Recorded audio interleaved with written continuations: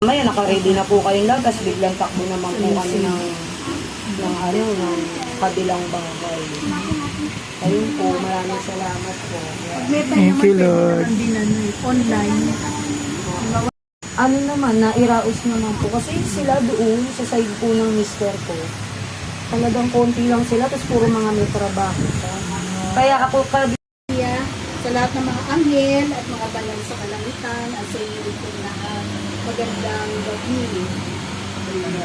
Ulitin ko lang yung ebanghelyo, sabi nga, ang kayamanan sa langit.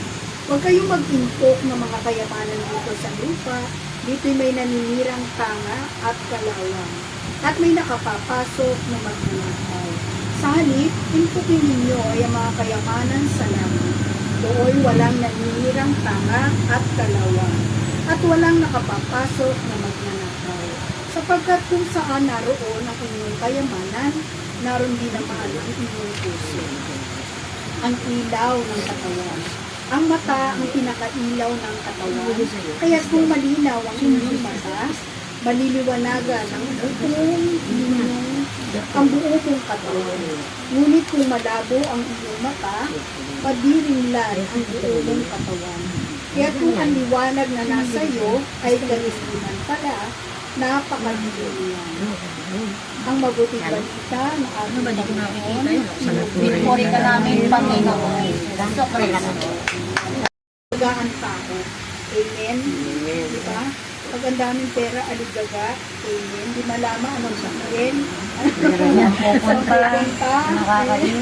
Kaya pinaranas ni Lord ang pandemic para maranasan yung kahit may pera pa kayo, pero bawal lumabas. Diba? Pero kay Lord, kahit hindi ka lumabas, kahit wala kang maraming pera, pero meron ka namang kapayapaan. Amen. May takot ka sa Diyos, malaki ang pananalig mo. Sabi nga, di ba sabi nga, hindi mabibili sa Mercury ang kapayapaan nagmumula sa Panginoon. Magamat natin ang lahat ng gamot. Di ba? Ayan.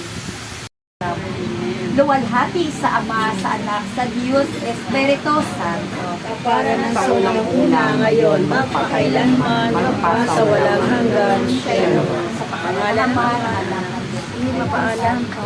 Yung hindi kayang ligtasin ng aming mga labi ang kasasalanan na nag-uumapaw sa aming mga puso. Diyok ng iyong pagmamahal,